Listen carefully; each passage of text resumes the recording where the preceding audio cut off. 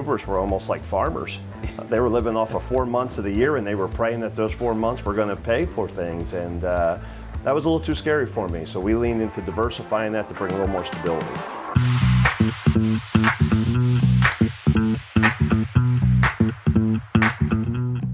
Hey everybody, it's Ryan Marsh here with Supermove. We're going to be touring the country this summer, finding the most elite movers in the country, putting them on the map, finding out what they do and how they do that makes them so elite. Really excited to dive deep into some of the processes, the culture, and really just chat with the hardworking men and women in this industry that do this day in and day out. Shout out to our two rolling sponsors, Rotate Digital, Travis Weathers, and Champion Risk, Casey Myers, two incredible humans that we love working with. Excited to bring you guys on this journey with us here. We'll see y'all soon. And yeah, I hope you enjoy this video.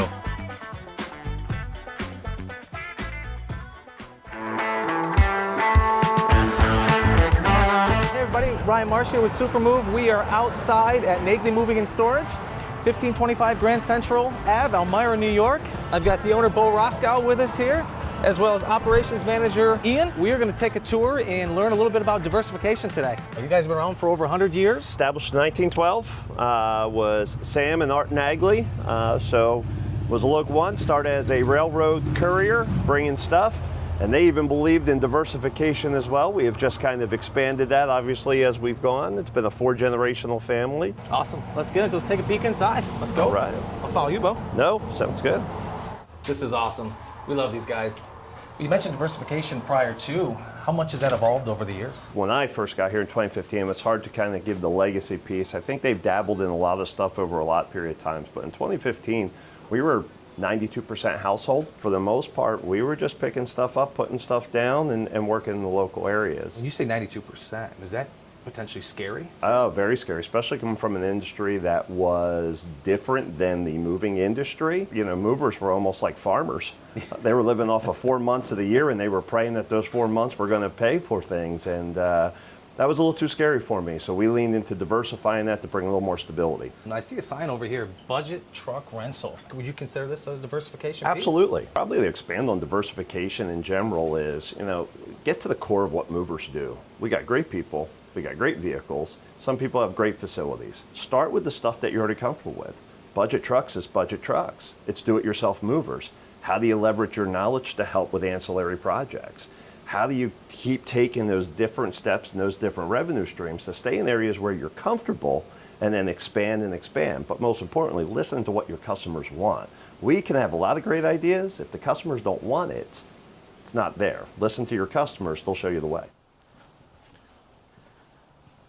Unlike most moving companies, Naglee's a little bit different because you are so diversified. How has that helped you guys managing the peak and non-peak times of the year? So you had said earlier, movers were looking at the year in 2 sections. You had peak, you had non-peak. Put numbers behind that. So you had 120 days, and then you had every other day. We broke that number up and said, let's look at an entire year. There's 4 quarters in your fiscal year. Obviously, everyone's overset. But what is good in the first 90 days? What do we have? Tools, resources, contacts, people. Where can we build a business portfolio for those first 90 days? Then the next 90 days, then the next. With the magic aspect being capacity. If you don't know your capacity, you're going to overrun something, you're going to overflow in one bucket and then not have the resources for the next. Every item or every time has a Christmas. I'm not going to sell Christmas trees in July, but I'm going to be planning in July for when I need to sell Christmas trees. Vice versa, staying 90 days ahead of all those streams has helped us level that, which has removed chaos, improved communication, and lets us focus in on process and procedure. Part of that diversification journey, certain lines of business have their retail season. And then there's milk and bread that will sell all year long, so you have to have that piece in. So how do you diversify and align that you have resources to cover your core business while also then taking advantage of your specialty lanes? You know, we talk about planning, give you an idea. So we have a conference room, obviously, that we bring in. Just even an idea of old school from 20 whatever, of where we did some new additions to what the very first look of the old company was. That was there. So even my father-in-law, as well as others, has continued to add different stones to Naglee to continue our growth pattern. Naglee kind of has always been, for the most part, a little bit diversified. But when did you guys really start kind of the mass diversification? Probably after joining the company in 2015 and really diving into a P&L, and it's scaring the bejeebers out of me that I don't know how these people live this way. And then stepping back, getting to know our people, getting to know what our abilities and what our bandwidth was, and then sitting back and again, listening to the customers, figuring out what we had that people needed that didn't know, and then how we bundled those services together. How did you know what business to diversify into? It was rad. It was so rad. Rad as in R. It was research, figuring out what was in the area, heat maps, local areas, looking at financial trending, forecasting numbers. That's going to be your landscape of what you're looking at. The second is an A. That's the analytics and analysis. There's a lot of art in this industry. People can do a lot of things special ways. We wanted to bring the science to the art. At the end of the day, you got to measure what you do, and then the art makes it better. And then that last piece is that D. That's developing goals and developing processes that now everybody connects that together. And then that role clarity comes in that everybody knows what they're contributing to, and we know what winning looks like. And when you know what winning looks like, you can unleash teams to do anything. Back to the diversification piece, like did you guys do it in phases or chunks? Any change creates fear. Fear is the unknown. So start with what you know. Then look at, okay, what can I diversify in that has 80% of familiarity? I'm gonna make myself uncomfortable just a little bit. Take 90-day block, take a 6-month block, whatever that would be. Be very narrow, be very specific, use a rifle, not a shotgun. Focus in on that and then measure those results. And when you get that momentum, you get buyback, you get feedback, you're gonna go, whoa, okay, this is good. Then you introduce something new, then something new. So you take them in digestible chunks, and I wouldn't ever recommend starting anything new outside of what you were doing until you have verified that you are getting the trend that you want. Because if you go too fast with too much, you're gonna lose quick. So build one block at a time, not in just monster waves. And with that, can you give me one example of a diversification, a line of business that you did? We knew we had 80% of this. What's the example of one line? Sure. That one you said, line, hey, we can do this. One line, for a perfect example of that, we'll use storage just in general, because storage, usually everyone has storage. Well, what did commercial storage look like? Ooh. What did local storage look like? What did short-term SIT?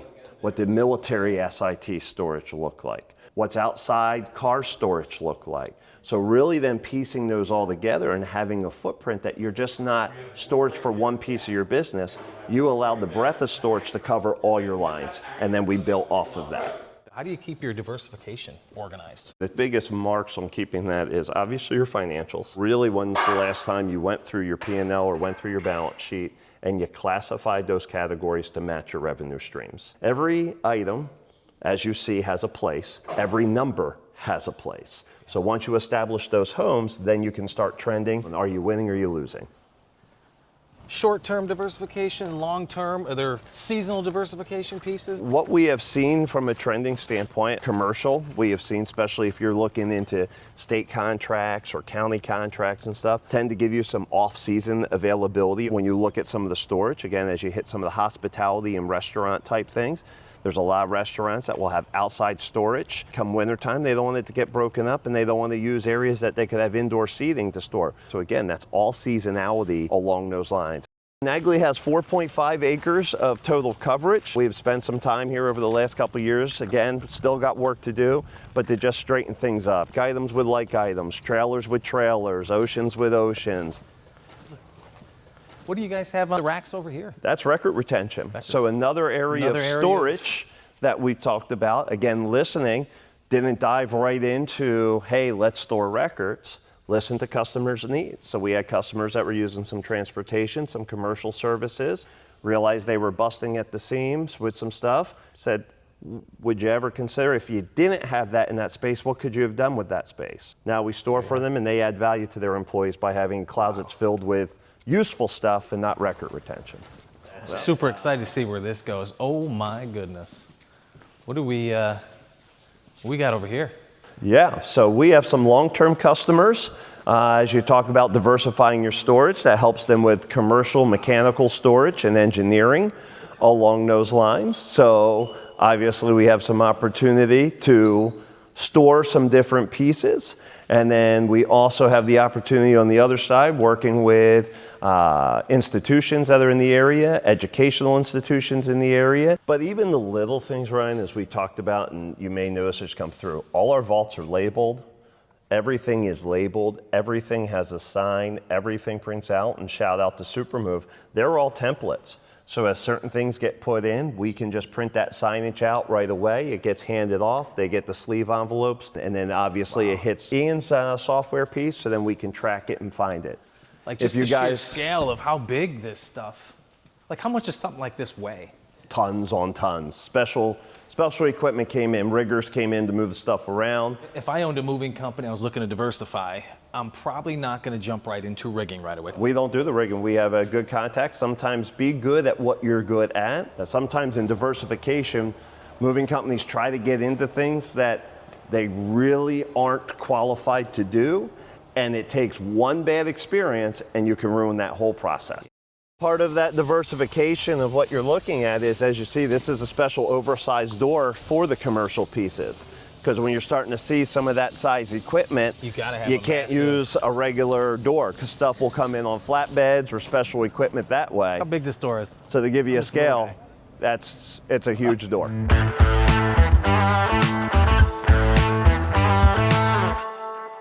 As you guys diversify, how do you make sure it doesn't burn out your guys? I believe the change in pace and that change in scenery of not doing the same things over and over again actually helps keep it fresh and keep them curious. We believe in the ease. We have an education segment, 10% of the stuff we overview with actually paper documentations using Trainual and using apps for training. Then we have exposure pieces and training plans where they can shadow and see. And then obviously we build bridges of experience. We give them the education they need, we give them the exposure they need, and then they make it happen with the experience and show us if they can handle it. All right. NFA, Naglee Fine Arts, here we come. Yeah. This is a whole separate piece, and as we talked about, because of TSA as well as some other aspects. See how secure. This has got to be an incredibly extremely secure. We have some different portfolios. The art level is a whole other level up. Our customers have very specific needs with very specific requests with very specific handling aspects. So there is a lot of aspects that we have to blend in what we know, but also learn new skills. We have a whole crating shop, that's a diversification aspect, and then obviously the transportation portion. I'm gonna go on a limb here and say, if the average moving company, you don't just jump into fine arts overnight. This is a long play strategy with there. You have one claim in this space and your entire company could be done. So come on in, it will be good from a video standpoint. This is fully insulated. This is museum grade condition controlled storage. This is the same storage that if you walked into the Smithsonian or any major institution in the United States into their back rooms or back closets, this is the environment that you would find. Because art moves, and we're a moving company, so it kind of ties together, but when art's not moving, art needs to be stored. That's all layouts, plans, so if we have large exhibits or large pieces coming in, we pre-plan so we know stuff's where to go. We don't want to touch the stuff too long or for unnecessary amounts. You didn't even know it was an elevator. Yeah, so that's a service elevator that's built in, no riders. It's for product only along those lines, but then that goes up and then obviously we take out. We have our staging area, as simple as little labels on walls just so we know where extra stuff is going. This is stuff that's just being displayed right now for a customer. Obviously, art isn't really stored like this. Art is stored probably more like this most of the time in different crates and different uprights. These uprights are set for monster paintings and murals that go through. These boxes, part of the diversification as well, is we can make these. The piece typically has a custom crate that goes with it and will live with that piece as it travels through the world, through the exhibits. Just 5 months ago, major institution was going through a remodel. This entire place was filled. Hence why you see the labels on the steel, again from organization. Where are the pieces? How are they stored? We have the ability to see all sorts of different things. Some of my favorite pieces have come through here. Like after a good football game. It's like a jersey swap, right? It's almost like a jersey swap. But so today we're gonna do a little hat swap, all right? This so is there great. we go. Love it. Appreciate the visit. Paul, appreciate you, You got Ian. it.